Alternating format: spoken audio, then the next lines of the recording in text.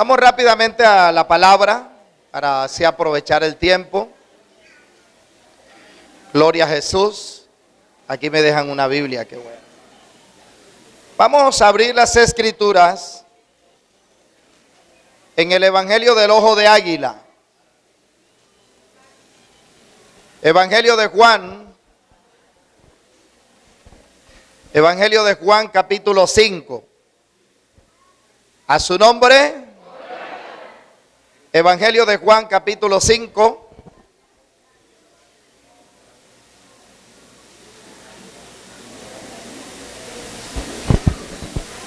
Y vamos a leer del versículo 1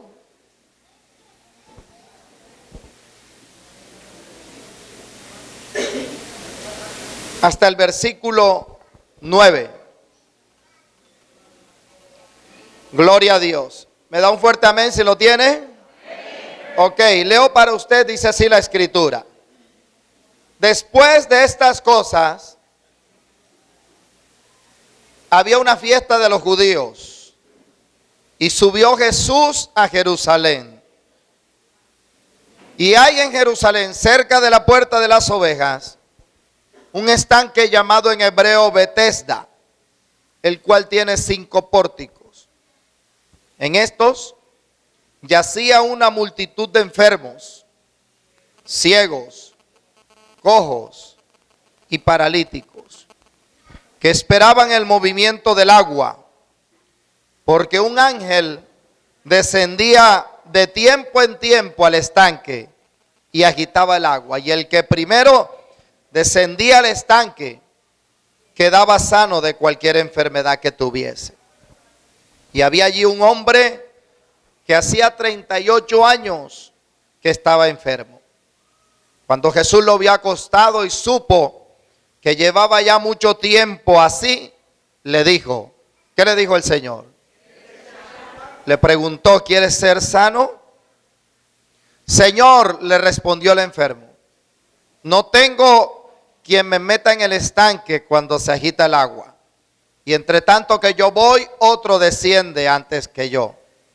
Jesús le dijo, levántate, toma tu lecho y anda. Y al instante, aquel hombre fue sanado y tomó su lecho y anduvo. Y era día de reposo aquel día. Levante sus manos al cielo y oremos. Padre, te damos gracias, Señor. Tu palabra ha sido leída, ya va a ser expuesta. Háblanos en esta noche. Espíritu Santo, imparte en esta noche sanidad del alma. Te pedimos, Señor, que en este día, por medio de tu palabra, corazones sean sanados, corazones quebrantados sean restaurados, y que tu pueblo hoy, Señor mío, experimente el bálsamo tuyo. Gracias te damos, Dios, en el nombre de Jesús. Amén y amén. Dele un aplauso bien fuerte al Señor. Acompañe ese aplauso con un gloria a Dios. Alguien diga aleluya. A su nombre. Gloria a Dios. El tema en esta noche se titula ¿cuál es el motivo de tu parálisis? Dígalo conmigo. ¿Cuál es el motivo de tu parálisis? Yo quiero que usted toque a la persona que tiene a su lado y pregúntele, ¿cuál es el motivo de tu parálisis? Gloria a Dios. Gloria a Jesús. Cuando nosotros corremos las gloriosas páginas del Evangelio de Juan, en el capítulo 5, nos encontramos con un acontecimiento que es narrado exclusivamente por este evangelista. Juan dice que después de estas cosas había una fiesta de los judíos. Jesús subió a Jerusalén y hace la aclaración, dice que en Jerusalén hay un estanque y que en ese estanque había una multitud de enfermos. Nos presenta un cuadro bastante crítico, bastante crónico el evangelista Juan. Dice y habla de una multitud de enfermos. Quiero detenerme en esta palabra enfermos y quiero hablarles de la enfermedad exclusivamente en esta noche. Hay una pregunta que el ser humano se ha venido formulando durante mucho tiempo. El interrogante del hombre es: ¿por qué hay tanta enfermedad sobre la tierra? ¿Por qué hay tanta enfermedad?, se pregunta el ser humano. La ciencia médica, a través de sus avances, ha podido, la ciencia médica, dar algunas explicaciones, dar algunas respuestas ante este interrogante del ser humano. Voy a hablarle de dos respuestas ante esta pregunta que se hace la humanidad. Dos respuestas de la ciencia médica y del por qué hay tanta enfermedad sobre la tierra. Número uno, dice la ciencia médica que la enfermedad aparece en el cuerpo humano por causa del degeneramiento celular. Nuestro organismo está constituido por miles y miles de células.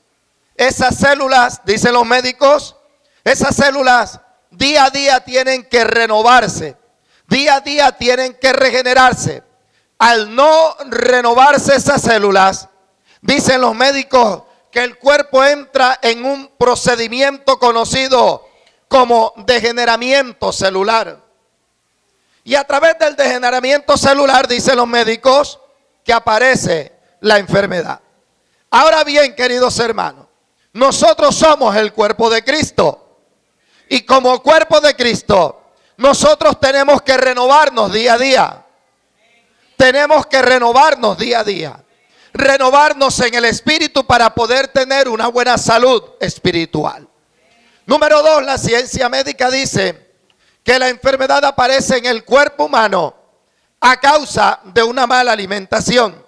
Los médicos dicen que a la ausencia de las vitaminas, de los carbohidratos, de las proteínas y de todos esos ingredientes que necesita el cuerpo humano, a la ausencia de eso, el cuerpo se debilita, el organismo se debilita y fácilmente el organismo queda expuesto a que los virus, las bacterias y los diferentes gérmenes se apoderen de nuestro organismo, produciendo así la enfermedad. Ahora bien, nosotros como cuerpo de Cristo tenemos que alimentarnos bien, espiritualmente hablando.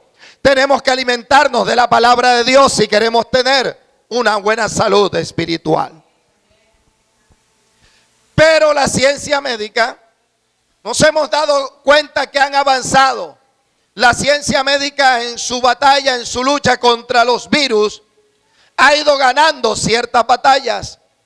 Pero cada vez aparecen virus que se hacen resistentes a cualquier tratamiento medicamentoso. Por ejemplo, hablando de enfermedades, hace mucho tiempo por allá en Europa apareció una enfermedad conocida como la fiebre bubónica. En Europa esa enfermedad arrasó con miles y miles de personas. La gente moría hasta que la ciencia médica logró erradicar esta enfermedad. Hay un informe detallado por la Organización Mundial de la Salud en cuanto a los virus se refieren y en cuanto a las enfermedades también se manifiestan. Dice la Organización Mundial de la Salud que en los últimos 20 años han aparecido alrededor de 30 virus que se hacen resistentes a cualquier tratamiento medicamentoso. Ahora bien, vamos a hablar de esos virus, porque es bien interesante observar cómo se desenvuelve este agente microscópico para atacar el cuerpo físico. Por ejemplo, los médicos dicen que hace algún tiempo en España apareció una enfermedad conocida como la vaca loca. Esta enfermedad conocida como la vaca loca, dicen los científicos y argumentaron de que la enfermedad aparecía por el consumo de la carne de res. Pasó un tiempo y nos dimos cuenta que por allá en los Estados Unidos apareció una enfermedad conocida como la gripe aviar. Y dicen los científicos que la gripe aviar apareció por causa del consumo de la carne de pollo. apareció otro virus por allá, por el lejano oriente, conocido como la enfermedad del cólera. Y los médicos argumentaron de que aquello era producido por un virus que había afectado y por el consumo de la carne de pescado. Fueron apareciendo virus tras virus. Y nos estamos dando cuenta, queridos hermanos, que por allá en el África hay un virus que está destruyendo al ser humano. La sociedad científica está alarmada porque al parecer ya varias personas han sido contagiadas. Hay un informe en los Estados Unidos acerca de esta enfermedad conocida como el ébola. La ciencia médica está alarmada, la humanidad está alarmada. Y si nos damos cuenta, hace poco apareció también un virus que al principio era una epidemia y después se convirtió en una pandemia. Hablamos del virus del H1N1 y los científicos argumentaron de que el virus era producido por el consumo de la carne de cerdo. Quiere decir, queridos hermanos, que la ciencia médica no ha podido erradicar algunos virus. Podemos ver que el cáncer todavía no ha podido ser erradicado. Podemos ver que el SIDA o el virus del VIH tampoco ha podido ser erradicado. Pero analizamos también, queridos hermanos, que aquí en Colombia un científico conocido como Manuel Elkin Patarroyo logró conseguir la vacuna contra la malaria. Pero cada vez que el tiempo pasa, cada vez que el ser humano se aleja más de Dios, parece ser que estos agentes invisibles, microscópicos, tienden a poseer más el cuerpo humano. La ciencia médica ha avanzado, pero han aparecido virus que se hacen resistentes a cualquier tratamiento medicamentoso. Ahora bien, queridos hermanos, la ciencia médica, en cuanto a esto de la enfermedad o de las enfermedades, no tiene la última palabra. La ciencia médica argumenta y da estas explicaciones. Pero si nosotros nos vamos a la realidad de la palabra de Dios, si nosotros nos vamos a la luz de la revelación bíblica, nosotros vamos a encontrar que la enfermedad entró al cuerpo humano por causa del pecado. Fue el pecado el que produjo la enfermedad en el ser humano. Porque cuando Dios creó al hombre, Dios creó a un ser sano.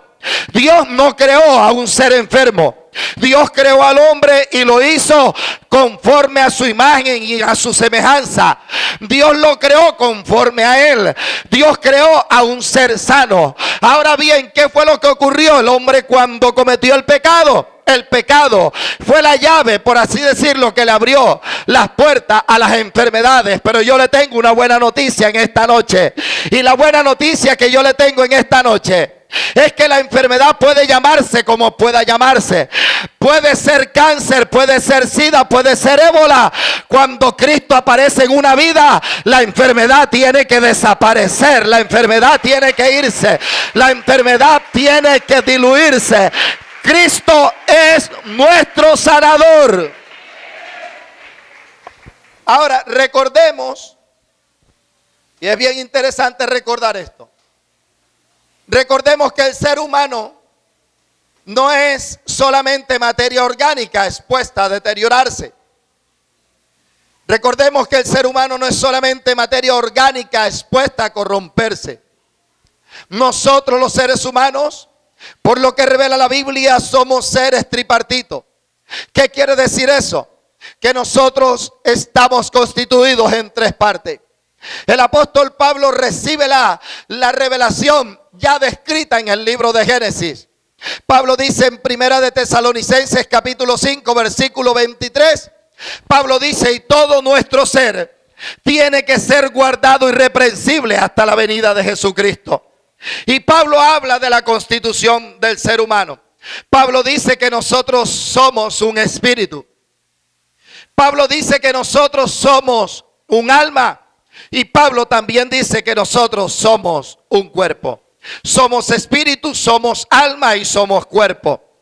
Ahora, lo que está hablando Pablo allí no es otra cosa que la interpretación que le da en el libro de Génesis. Cuando Dios crea al hombre, Dios lo crea con estas tres armonías. La encontramos en Génesis. La Biblia dice que Dios dijo: hagamos pues al hombre a nuestra imagen y a nuestra semejanza. Y dijo Dios en aquel momento, dice la escritura que Dios formó al hombre del polvo de la tierra, parte material, parte corpórea. La Biblia también dice que cuando Dios crea al hombre del polvo de la tierra, dice que Dios sopló aliento de vida en la nariz del hombre. Habla de la parte espiritual. Y número 3 dice que al Dios soplar aliento de vida en la nariz del hombre, el hombre fue un alma viviente. Ahí encontramos las 3 armonías por las cuales está constituida el ser humano: espíritu, alma y cuerpo. Ahora, yo voy a hablarle de estos 3 ingredientes que conforman al ser humano. Número 1, ¿qué es la parte espiritual? ¿Qué es el espíritu del hombre? El espíritu del hombre es la parte que Dios nos da a nosotros para nosotros poder tener comunión con Él. Ahora, el espíritu es inmortal, porque de acuerdo a lo que revela la Biblia, cuando el hombre muere, cuando el hombre perece, el espíritu vuelve a Dios, quien se lo dio al hombre. El espíritu es inmortal. Número 2, la Biblia habla de la parte corpórea, el cuerpo. ¿Qué es el cuerpo? El cuerpo no es otra cosa que el edificio, la casa donde habita el espíritu y el alma. Ahora, no quiero profundizar en esta parte del cuerpo, que en el griego es la parte soma, es la parte corpórea. No quiero profundizar allí. Quiero hablar más que todo de la parte intermedia entre el espíritu y el cuerpo, que es el alma. Si el espíritu vuelve a Dios que lo dio, de acuerdo al relato de Salomón en el libro de Eclesiastés, Salomón dice que una vez que el hombre perece, el espíritu vuelve a Dios. Ahora dice que el cuerpo vuelve a la tierra de donde fue tomado. Polvo eres y al polvo volverás. Pero ¿qué hay de la parte del alma? ¿Qué es el alma? La parte del alma, del griego psiquis, o la parte psicológica del ser humano, es el asiento de las emociones. El alma es el asiento de los sentimientos, es la parte donde se encuentra la voluntad del ser humano, es la parte donde se encuentra el libre albedrío del hombre. Ahora, ¿qué es el libre albedrío? No es otra cosa que la decisión que usted y yo tenemos de escoger entre lo bueno y lo malo. Ahora, si el espíritu vuelve a Dios que lo dio, y el cuerpo vuelve a la tierra, polvo eres y al polvo volverás, ¿qué hay de la parte almática? ¿Qué hay de la parte de nuestros sentimientos? Podemos encontrar algo en la Biblia bien claro. La palabra de Dios nos enseña contundentemente que el espíritu y el alma parece ser que son indivisibles. Hay una sola cosa que divide al espíritu del alma, y es la palabra de Dios. Por eso es que la Biblia dice en el libro de Hebreos capítulo 4, dice que la palabra de Dios es espada de 2 filos. Y más cortante que esa espada de 2 filos, dice que penetra hasta dividir el espíritu del alma. Solo la palabra es lo que puede dividir al espíritu del alma. Haciendo esa diferencia, yo quiero decirle, querido hermano, que el alma también se enferma. En el alma también aparecen enfermedades. A diferencia de la parte física, hay enfermedades del alma que afectan nuestras emociones, que afectan nuestros sentimientos. El alma se enferma, y en el alma aparecen enfermedades como los celos, enfermedades como la envidia, enfermedades como el resentimiento, enfermedades como la raíz de amargura, el rencor, el odio, enfermedades que aparecen en el ser humano, enfermedades que aparecen en el alma, conocidas también como las enfermedades de hecho psicosomáticas, que le llama la ciencia médica. Cuando el cuerpo físico se enferma, es porque primeramente el alma fue afectada. Ahora bien, sobre esta tierra no hay médico que cure el alma. Búsqueme el médico que cure el alma. Dicen que para la parte corpórea hay un médico, para la parte espiritual hay una religión, y para la parte del alma hay un psicólogo. Pero no hay psicólogos sobre esta tierra, y tampoco hay psiquiatras sobre esta tierra que cure el alma, porque el alma solamente la sana Jesucristo, el Hijo de Dios. La Biblia dice que Él vino a sanar a los quebrantados de corazón y a los contritos de espíritu. Solo Cristo puede sanar el alma. O de no, búsqueme usted. Búsqueme el médico que cure el alma. Si hay alguien que siente envidia sobre una persona, no va a ir donde el doctor apartando una previa cita y le va a decir al doctor: doctor, yo estoy aquí porque yo siento envidia sobre una persona. Hágame el favor y recéteme un jarabe contra la envidia. No lo va a encontrar. A su nombre. ¿Está de acuerdo con eso? ¿Está de acuerdo con eso? Ahora, si usted siente celos, usted no va a ir a la farmacia y le va a decir al farmacéutico: por favor, urgentemente véndeme una inyección, que es lo más rápido, contra los celos, porque no la va a encontrar. No hay médico sobre esta tierra que cure el alma. No hay clínica que cure el alma. Solamente hay una clínica que cura el alma, que sana el alma, y esa es la iglesia, el cuerpo de Cristo. Cristo está aquí las 24 horas para sanar el alma herida del ser humano. Alguien diga amén a eso. Ahora bien, queridos hermanos, nosotros hemos leído en el Evangelio de Juan capítulo 5. Y Juan comienza su relato diciendo que después de estas cosas, después de cuáles cosas, nosotros siguiendo el orden cronológico del Evangelio de Juan, en el capítulo 1 nos encontramos que Juan comienza presentando a Cristo como el Verbo de Dios. En el capítulo 2 encontramos un suceso bien interesante. Jesús convierte el agua en vino en las bodas de Caná de Galilea. Si vamos un poco más adelante en el capítulo 3, encontramos algo interesante. Un hombre religioso conocido como Nicodemo va al encuentro de Jesús en horas de la noche. Pero ahí mismo en ese capítulo 3 encontramos lo que yo llamo el corazón de Dios o el corazón de la Biblia. En el versículo 16 la Biblia dice: porque de tal manera amó Dios al mundo. Y si nos vamos más adelante encontramos en el capítulo 4 a Jesús que se encuentra en el pozo de Sicar con una mujer que la Biblia teológicamente le llama la mujer samaritana. Ahora, en el capítulo 4 al final nosotros encontramos que Jesús sana al hijo del siervo de un centurión. Y en el capítulo 5, por eso es que Juan comienza su relato en ese capítulo y dice: después de estas cosas había una fiesta de los judíos. Los judíos celebraban muchas fiestas. Ellos celebraban la fiesta de los tabernáculos. Ellos celebraban la fiesta de la Pascua. Ellos celebraban la fiesta de la cosecha. Ellos celebraban muchas fiestas, pero la Biblia no dice qué fiesta estaban celebrando los judíos. El asunto era que los judíos estaban de fiesta y nosotros en esta noche también estamos de fiesta, queridos hermanos. Cada encuentro en este templo es una fiesta que le dedicamos al Dios del cielo. Ahora dice: después de estas cosas había una fiesta de los judíos. Sube Jesús a Jerusalén. Y dice que hay en Jerusalén, cerca de la puerta de las ovejas. ¿Cuántas ovejas hay aquí en esta noche? A ver. Cerca de la puerta de las ovejas, un estanque llamado en hebreo Betesda.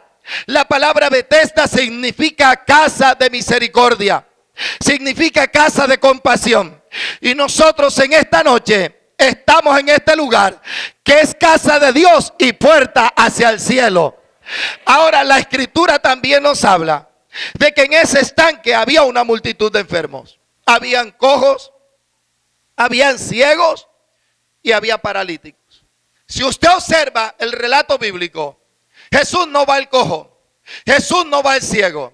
Jesús va al encuentro de la persona que estaba en una condición paupérrima. Va ante un hombre paralítico que hacía 38 años que se encontraba en esta condición.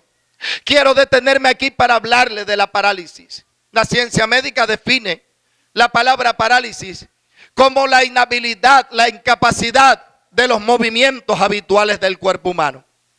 No hay vida, dicen los médicos, en el cuerpo del ser humano cuando está paralizado, cuando está paralítico. No hay movimiento en las articulaciones, ni en los tuétanos, ni en las coyunturas. Y los médicos dicen que el paralítico no se puede mover. Tiene que depender de una segunda o de una tercera persona.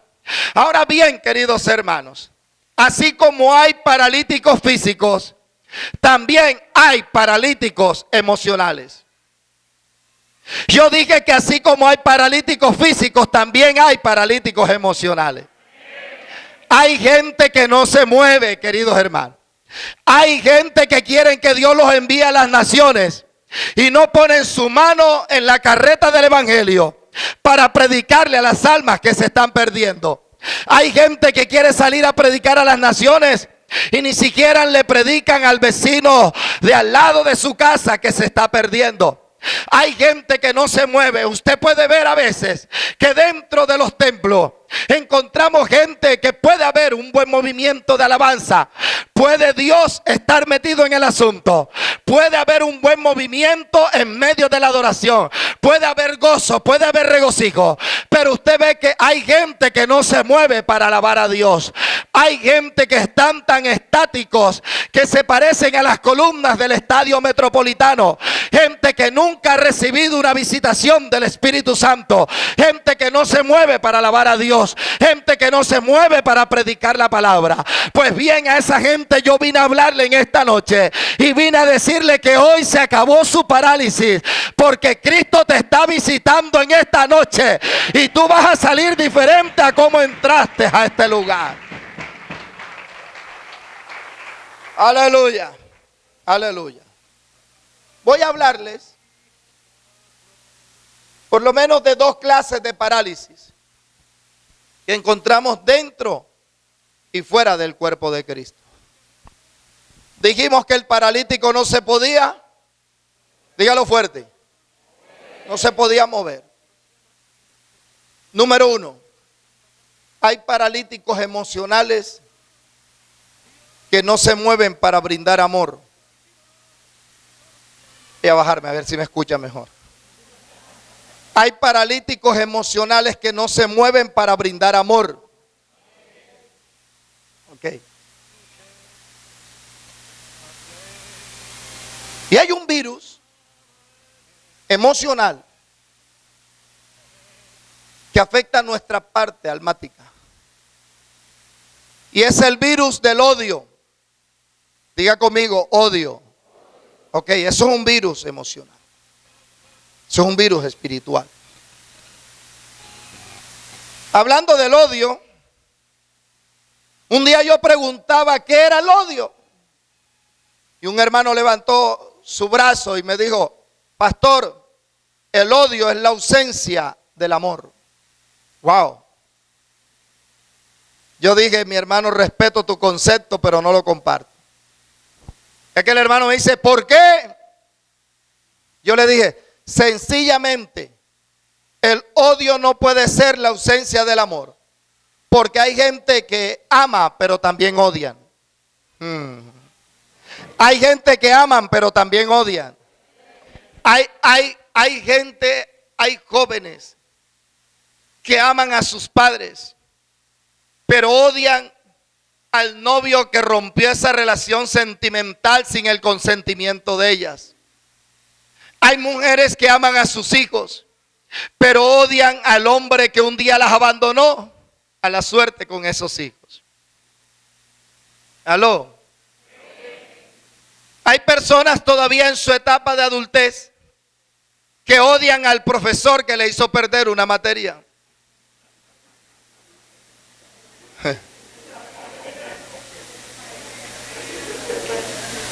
Ay, ay, ay. Ya Dios comienza a sanar los corazones. A su nombre.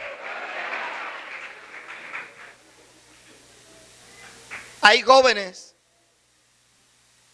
que aman a mamá, pero al mismo tiempo odian al padre que no les pudo brindar una mejor condición de vida. Hay empleados que aman a sus esposos, a su esposa, a sus hijos, pero odian al jefe del lugar donde laboran. Y peor aún, que hay gente en el cuerpo de Cristo, hablo de los cristianos, que aman a papá, aman a mamá, aman a esposo, aman a esposa, aman a hijos, aman a los hermanos de la congregación, pero odian al pastor de la congregación donde asistían, porque un día el pastor les llamó la atención. Dale un codazo al que tienes a tu lado, dile, disimula que ya el pastor se dio cuenta, dile.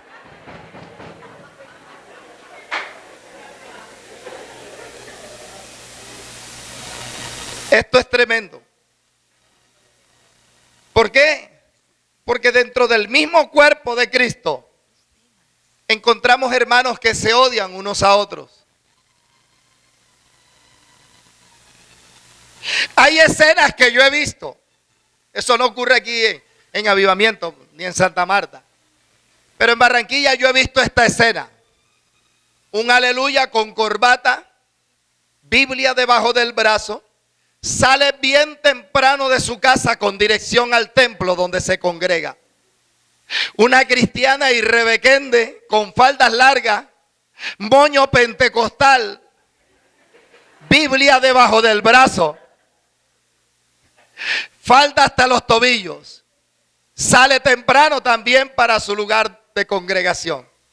El uno sube, la otra baja. Pero como no pertenecen a la misma denominación, ni siquiera se saludan. Yo veo que hay gente que hace así. Diga amén por lo menos.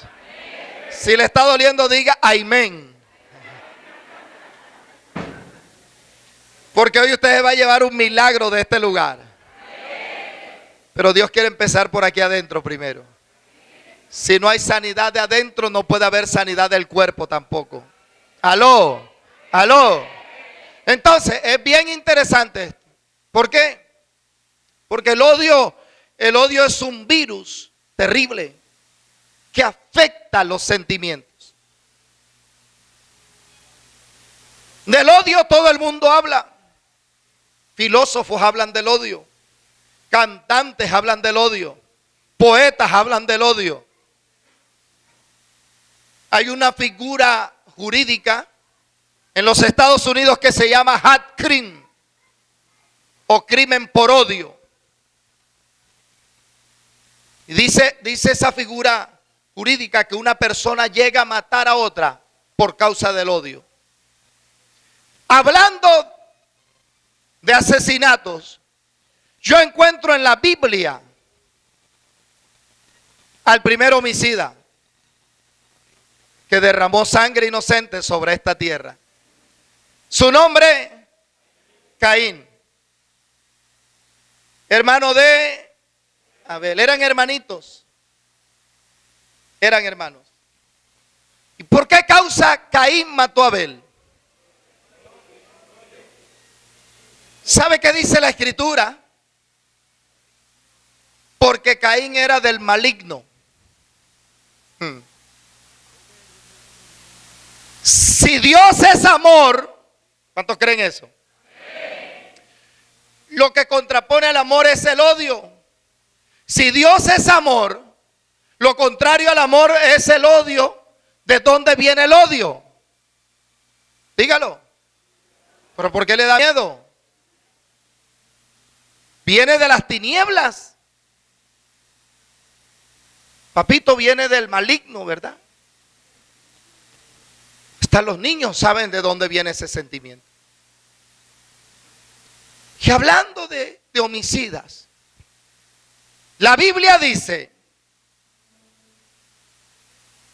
que todo el que aborrece a su hermano es un homicida. Todo el que aborrece a su hermano es un homicida. Y ningún homicida tiene parte en el reino de Dios. Los homicidas son echados fuera. Ahora bien, sobre esta tierra hay dos clases de asesinos. Están los asesinos físicos, de los cuales se encargan las leyes terrenales. Pero están los asesinos espirituales. De eso se encarga la justicia de Dios. Hoy día, queridos hermanos, Estos mensajes han desaparecido de los púlpitos.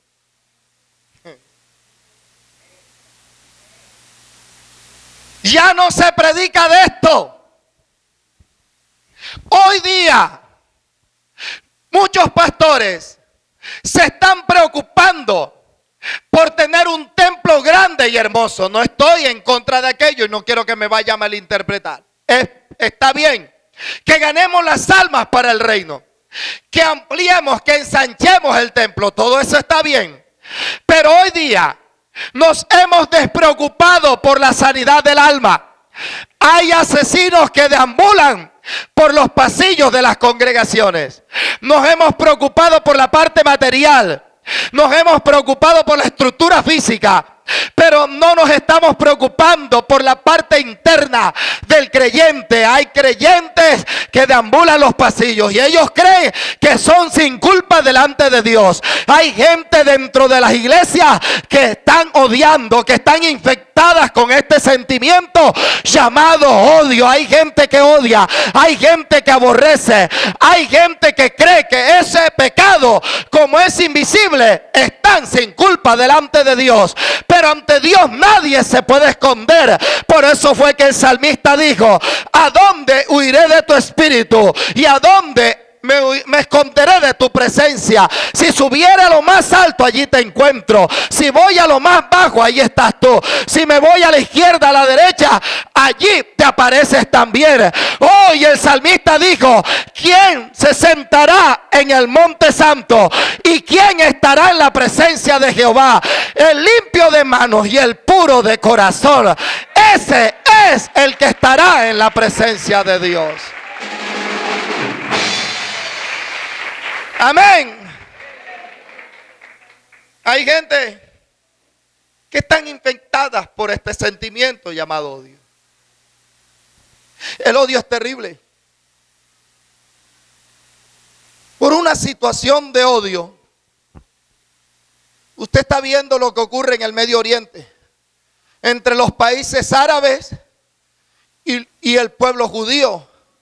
Cómo se inmolan, cómo llenan sus cuerpos de dinamita, se meten en una mezquita. No les interesa si hay niños, si hay ancianos, se explotan por el Dios Alá, porque según ellos, si se inmolan, entonces serán salvos. Ese no es el Dios que yo predico.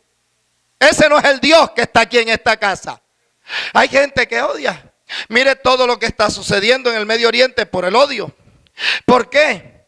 Porque si nosotros nos vamos a las Escrituras, usted recuerda que Abraham, no por seguir el consejo de Dios, sino el consejo de su mujer, Abraham se acostó con su esclava Agar. De esa relación apareció un hijo llamado Ismael. Y la Biblia dice que después que nace Isaac, Sara le dice a Abraham: despide a la esclava con su hijo. A Abraham le pareció mal aquello, pero Dios le dijo a Abraham: escucha todo lo que te dice Sara. Abraham tiene que despedir a su hijo llamado Ismael. Dice la Biblia que enalbardó el asno. Dice la Biblia que colocó agua para el camino para el muchacho. Avanzando en el camino, la Biblia dice que le faltó agua en el odre a Ismael. E Ismael se echó a llorar. Comenzó a dar grandes gritos. La Biblia dice que Agar se retiró a cierta distancia para no verlo llorar. ¿O sería que Ismael lloraba porque le faltaba agua del odre? ¿O por el padre que lo había rechazado? ¿O por el padre que lo había echado de su presencia? Ismael pertenece a los países árabes.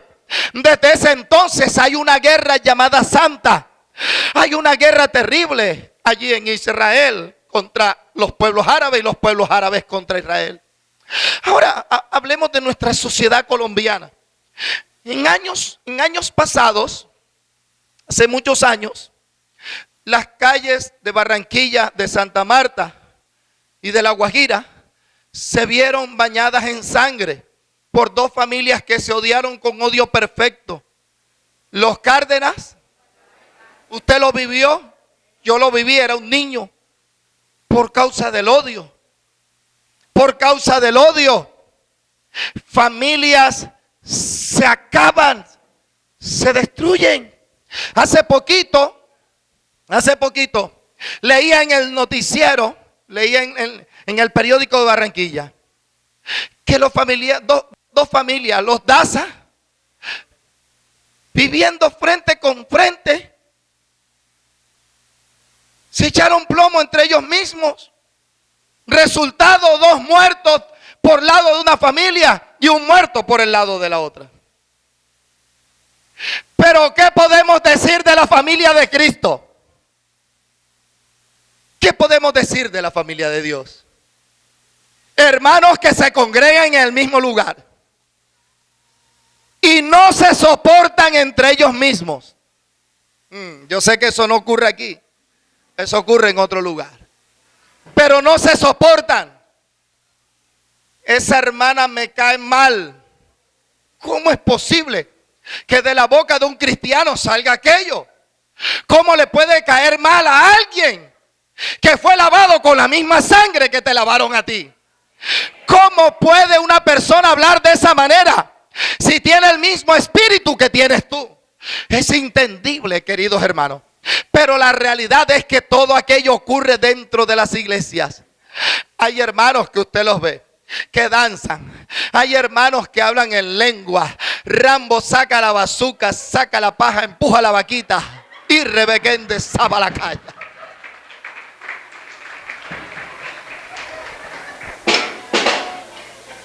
Pero con odio en el corazón, odiando a los hermanos. Hay gente que profetiza y Dios le habla según ellos de todo el mundo. Pero usted le ve la vida espiritual a esa gente, cada vez es peor.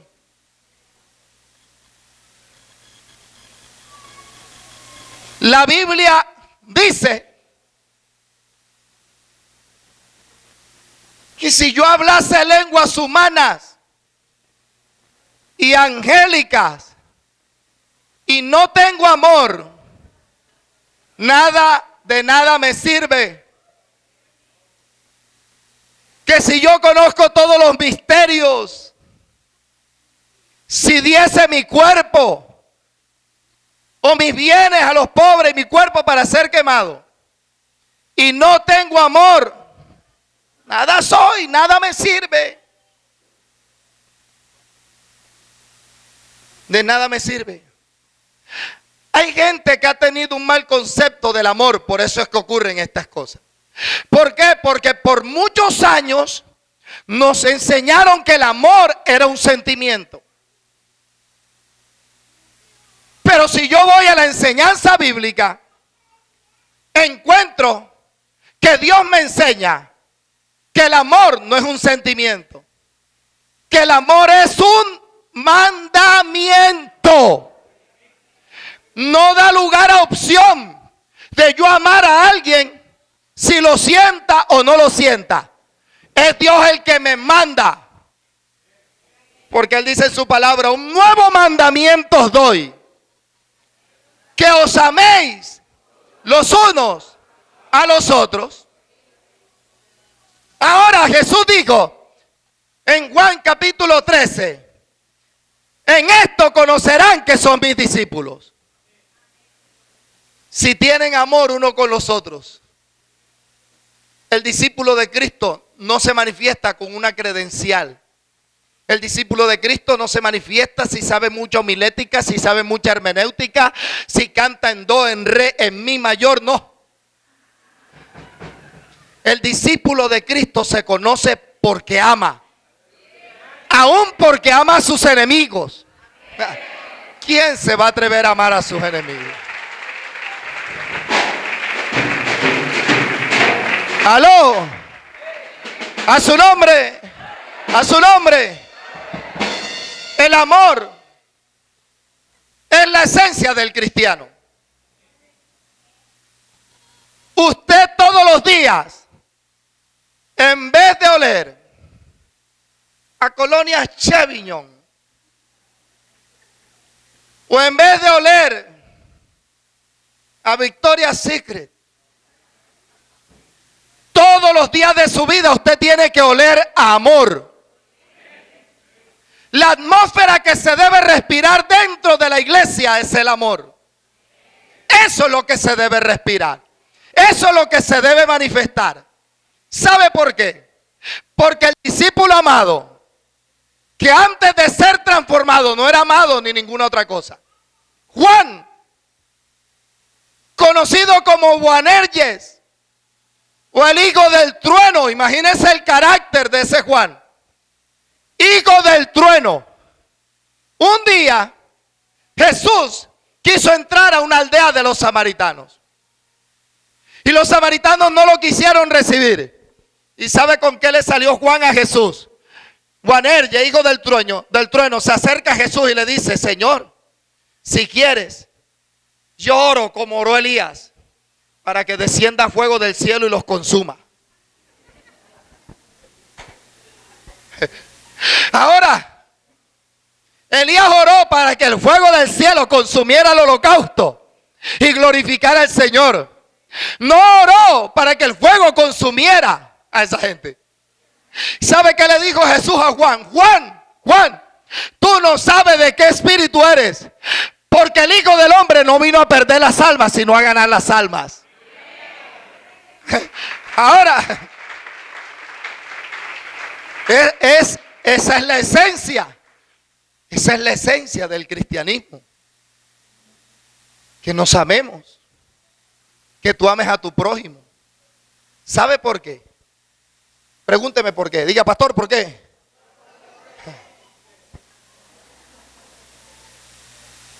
¿Sabe por qué?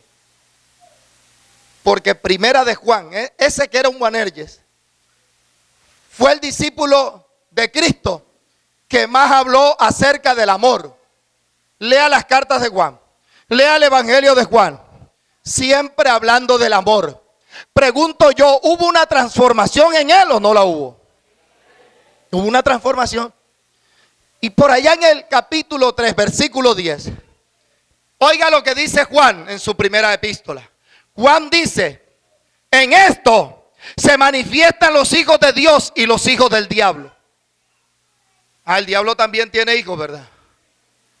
Pues la Biblia lo dice.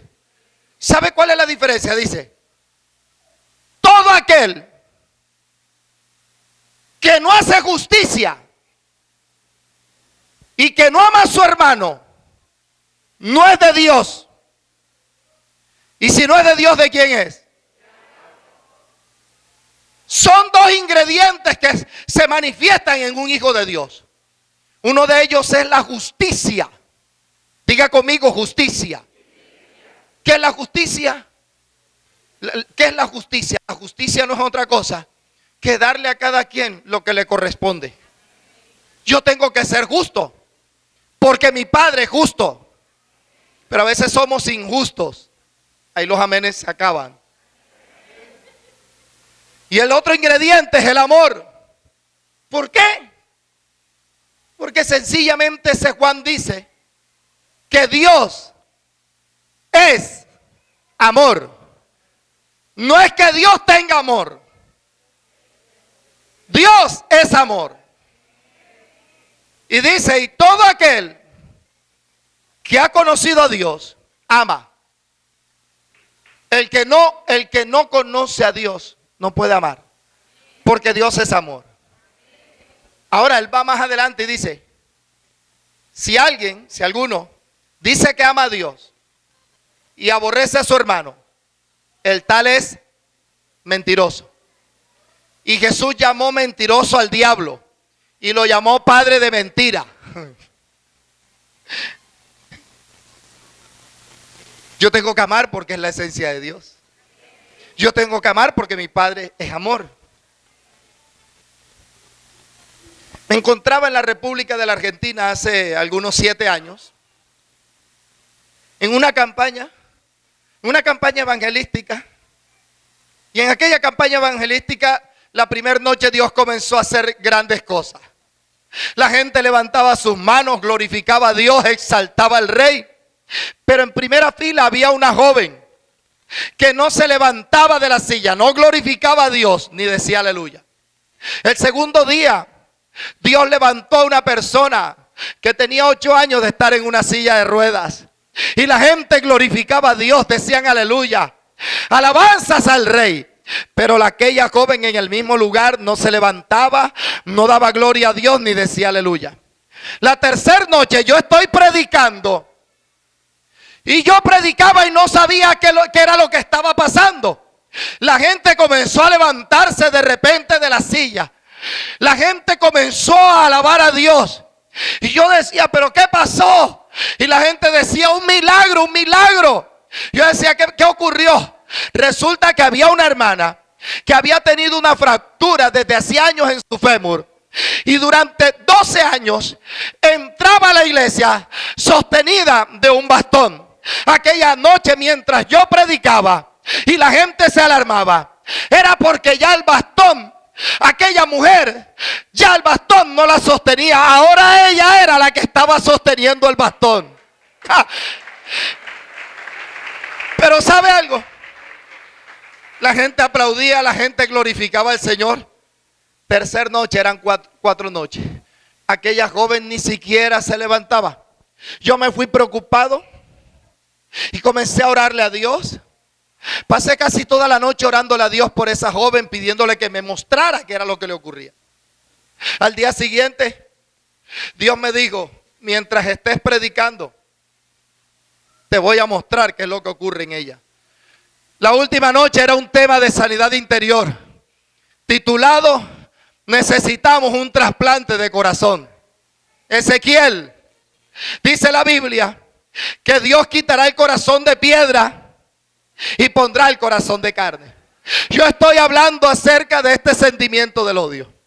Cuando de repente voy por la mitad del mensaje y la joven que no se levantaba, que no glorificaba a Dios, aquel día cuando yo comencé a hablar del odio, se levantó con furia, me arrojó el bolso y me decía, predicador, no me diga que lo ame porque yo lo odio, yo lo odio, yo lo odio, y yo lo odio, predicador, no me diga eso. Los líderes, los sugieres se fueron ante aquella muchacha y mientras ella lloraba comenzaron a reprenderle el demonio. Pero no todas las manifestaciones dentro de la iglesia son demoníacas. Hay manifestaciones que son del alma, de un corazón adolorido. Hay que tener discernimiento espiritual. Yo le dije a los hermanos, déjenla quieta, que ella no está endemoniada. Ella lo que tiene es un dolor en su corazón.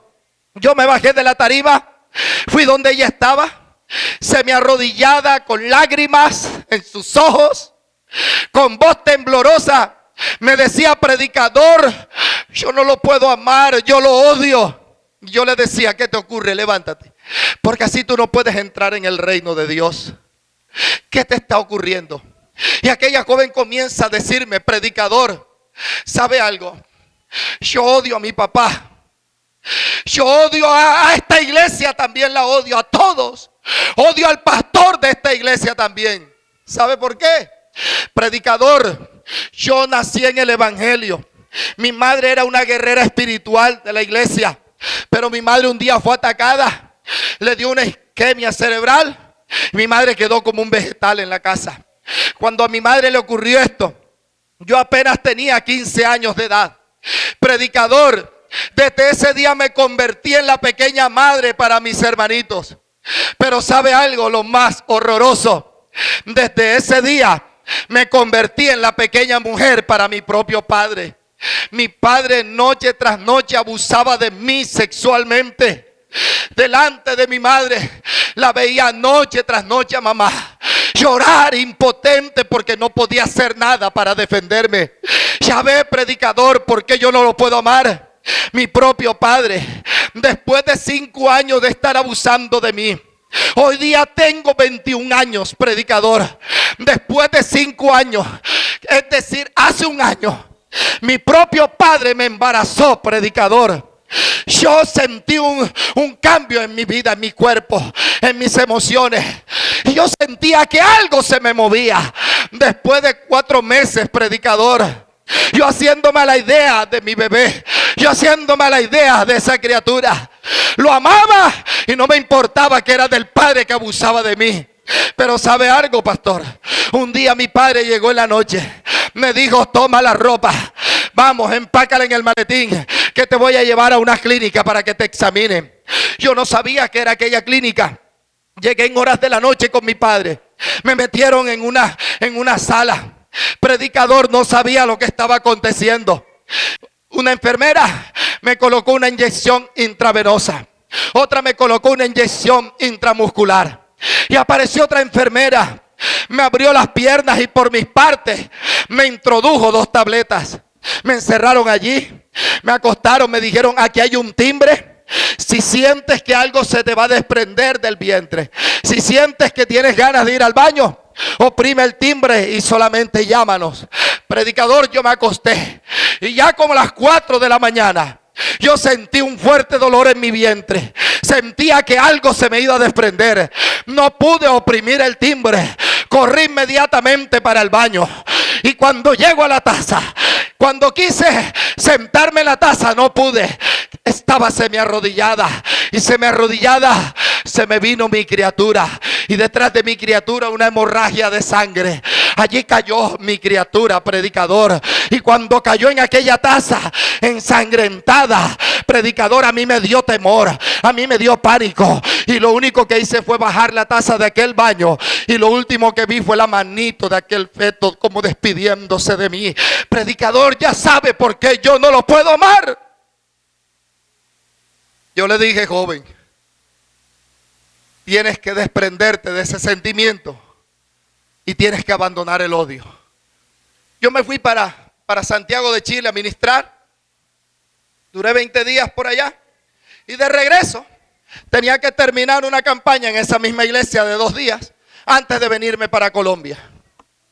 La primera noche cuando yo llego a aquella iglesia, el pastor me está esperando en la puerta con lágrimas en sus ojos.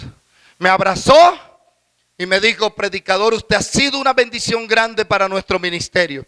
Yo ahora comprendo muchas cosas y ahora hago otras que antes no las hacía. Ahora estoy más preocupado por las ovejas del Señor. Pero predicador, usted mismo se va a dar cuenta. Cuando yo entro al templo, había gente rendida en la presencia de Dios. Había gente llorando porque estaba sonando una adoración. Aquella que dice, Señor mi Dios, al contemplar los cielos. Pero cuando yo entré, yo no sentía que fuesen de pronto manos humanas y voces humanas las que cantaban. Parecían como que si ángeles del tercer cielo hubieran descendido a aquel lugar. Y yo avanzaba y a medida que avanzaba la gente lloraba. Corazones eran sanados. Y yo avanzaba y comencé a ser también quebrantado. Cuando llegué al frente me llevé la sorpresa que la que estaba cantando era aquella joven que no alababa a Dios. Y yo llegué allí. Cuando terminó de adorar a Dios, aquella joven me dice, predicador, gracias por venir a mi país. Porque yo sé que Dios lo trajo de Colombia para sanar mi alma. El Señor me ha sanado el corazón. Bastaron 20 días. Predicador, mire la que está allí sentada. Su madre estaba en una camilla. Y me dice, y al lado de mi madre, el que está sentado es mi padre. Yo le pedí perdón a mi padre por todo lo que me hizo sentir. Y le dije, papá, yo deseché todo odio que el enemigo había introducido en mi corazón. Yo te amo y te perdono por todo lo que me hiciste. Desde hace 15 días, mi padre conoció a Cristo y está viniendo también al templo. Alabado sea el Señor. Hay un Dios de amor. Hay un Dios de amor. Hay un Dios que cambia las circunstancias. A su nombre. Número 2, y quiero ir rápido en este punto. Dijimos que el paralítico no se podía mover. Hay paralíticos emocionales que no se mueven para pedir perdón. Se me fueron, están aquí todavía. Hay paralíticos emocionales que no se mueven para pedir perdón. Hay gente que no perdona. El perdón sana el corazón y libera el alma. Se lo voy a repetir. El perdón sana el corazón y libera el alma. Una persona que no perdona se siente atada. Una persona que no perdona se siente amarrada. Una persona que no perdona, su corazón está batido. Y puedes durar las 23 horas del día y 59 minutos, gozoso, alegre, feliz.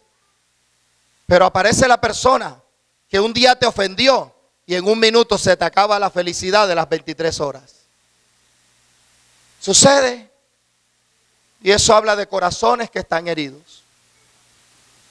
Hay gente que no perdona. Hay personas ya adultas que no perdonan los errores que cometieron los padres con ellos. Yo sé que el tiempo ha avanzado, pero quisiera testificarles algo que viví con mi padre, el cual me rechazó. El mismo día que nací me abandonó. Y para no alargarle el testimonio, yo me gané a mi padre para el Señor. Con una sola palabra. Mi padre me registró a la edad de 17 años, eso porque iba a cumplir la mayoría de edad. Y mi padre estaba con una artrosis degenerativa, que son enfermedades psicosomáticas. Y mi padre cuando me vio aquí en Santa Marta, porque yo nací aquí, porque fui a orar por él, me dijo: tú no sabes que yo nunca te he amado. Era para yo regresarme y agarrar enseguida al Berlinas para Barranquilla. Pero ¿sabes qué le hice yo a mi papá? Le dije: papá, si tú no me quieres, yo te amo, porque Cristo me amó a mí primero. Y me gané a mi padre. ¿Y sabe cuál fue el concepto final de mi padre?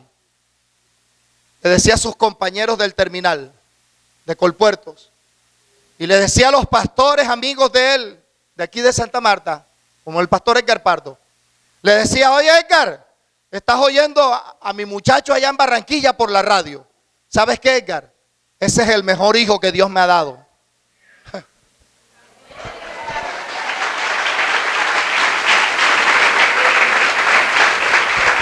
Dios cambia las cosas. El perdón es importante. Jesús dijo que si tú no perdonas a tu hermano sus ofensas, el Padre Celestial tampoco te va a perdonar a ti. Eso está claro, ¿verdad? ¿Por qué no damos el paso? Porque la idea antropocéntrica, ¿sabe cuál es? Que el hombre no le gusta perdonar. Al ser humano no le gusta perdonar, sobre todo cuando lo ofenden. Porque la idea del ser humano es: me ofendió él es el que tiene que venir a mí a pedirme perdón. Pero en el diseño de Dios las cosas no son así. Dios dice: si tu hermano te ofendió, ve tú donde tu hermano. ¿Cuán difícil es eso? ¿Cuán difícil es eso? Si es difícil sacar un amén con eso, ¿cuánto más que la gente se mueva a pedir perdón? A la gente no le gusta perdonar. ¿Sabe algo? El árbol se alimenta ¿por dónde? Por la raíz. Escuche esto. De la raíz de amargura se alimenta el árbol del resentimiento. Y el árbol del resentimiento da como fruto falta de perdón. Hay gente que no perdona. Yo te perdono, pero no me olvido de lo que me hiciste hace 20 años atrás.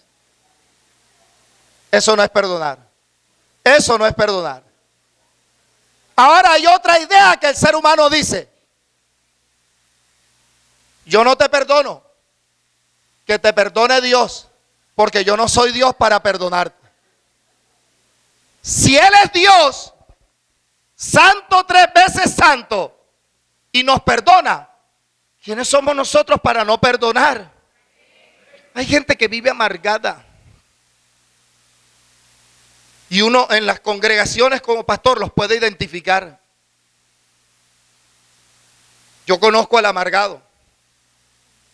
El amargado cuando no lo ponen a servir a la mesa del Señor, se busca a alguien débil y le dice, hace un mes que ni tú ni yo servimos.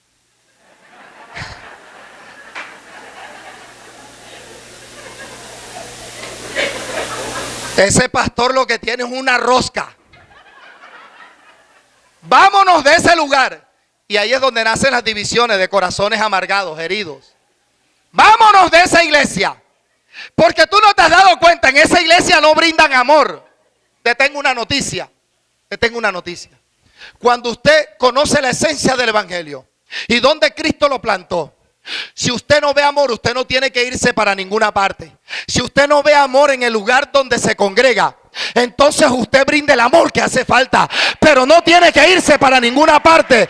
Quédese en el lugar, dé testimonio, plántese, eche raíces y dé frutos. ¿Alguien dice amén? Ahora, la amargura es algo terrible. Cuando alguien no perdona, aparece la amargura. Y hablando de la amargura, dice la anécdota que un día el café estaba enojado con el azúcar. Café y azúcar no se hablaban. Habían tenido un desacuerdo. Pero un día el café dijo, yo tengo que resolver este problema, porque así no puedo seguir viviendo con el azúcar. Y se dio a la tarea de buscar al azúcar por todos lados. Y alguien le dijo, yo vi al azúcar en una refresquería sentado en una mesa. Y allá se fue el café. Y cuando llegó a la refresquería, efectivamente ahí estaba el azúcar. El azúcar, sorprendido cuando lo vio, el café le dijo, ¿me puedo sentar? Y el azúcar le rodó la silla y le dijo, ¿cómo no? Muy amablemente, siéntate. Frente a frente el café con el azúcar. El azúcar le dijo, ¿y cuál es el motivo de tu visita? El café, mirándolo a los ojos, le dijo, azúcar, ¿sabes algo? Yo te vine a visitar hoy y quiero pedirte perdón, porque sinceramente, sin ti, mi vida fuera amarga.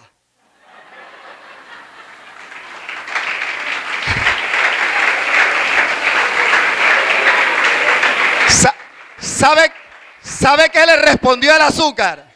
¿Sabe qué le respondió el azúcar? El azúcar se quedó mirando fijamente a los ojos al café y le dijo al café, ¿sabes qué? Te perdono, porque yo por ti me derrito, negrito. Dale un aplauso al Señor.